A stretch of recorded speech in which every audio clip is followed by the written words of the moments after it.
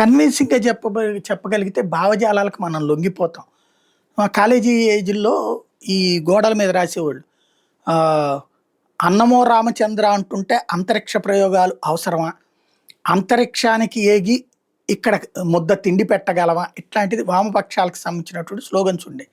నిజమే కదా అన్నటువంటి ఆలోచనొచ్చేది. కరెక్టే గదా! ఇక్కడ మనం తినటానికి ఇబ్బంది పడుతున్నాం, స్కూల్ ఫీజులకి ఇబ్బంది పడుతున్నాం, పుస్తకాలకు ఇబ్బంది పడుతున్నాం, అంతరిక్ష పరిశోధనలతో ఏమొస్తుంది అన్నటువంటి. బట్ దేని దోవన అదే జీవితం అనేటటువంటిది అన్న సంగతి ఇప్పుడు ఈ వయసులోకొచ్చాక తెలుస్తుంది. ఇప్పటికీ తెలియనటువంటి యుక్త వయసులో ఉన్నటువంటి సందులో నాలాగానే ఉంటారు గదా! అంతరిక్షం అనేటటువంటిది వేస్ట్ ఏమో అనుకునేటటువంటి స్టేజ్. అమెరికా వాడికిను, రష్యా వాడికి డబ్బులెక్కువ అక్కడ పెడుతుంటారు అన్నటువంటిది అప్పట్లో ఉన్నటువంటి చర్చ. ఇప్పుడు చూస్తే అంతరిక్షం ఒక అద్భుతం. దానివల్లనే ఇప్పుడు మనం అంతరిక్షంలో శాటిలైట్ పెట్టకపోతే గూగుల్ మ్యాప్‌లో మన ఇల్లు ఎలాగా ఈజీగా కనుక్కోగలుగుతున్నాం. ఎవరిని అడగకుండా ఎళ్ళగలుగుతున్నాం. గూగుల్ మ్యాప్‌లో మన ఇండ్లే చూసుకోగలుగుతామే. ఈ రోడ్డు మీద ఏ హోటల్ ఉందో చూడగలుగుతున్నాం. ఇయన్నీ నడుస్తున్నాయి గదా! అట్లాగే అంతరిక్ష రంగంలో ఆదాయ వనరుల పెంపకం.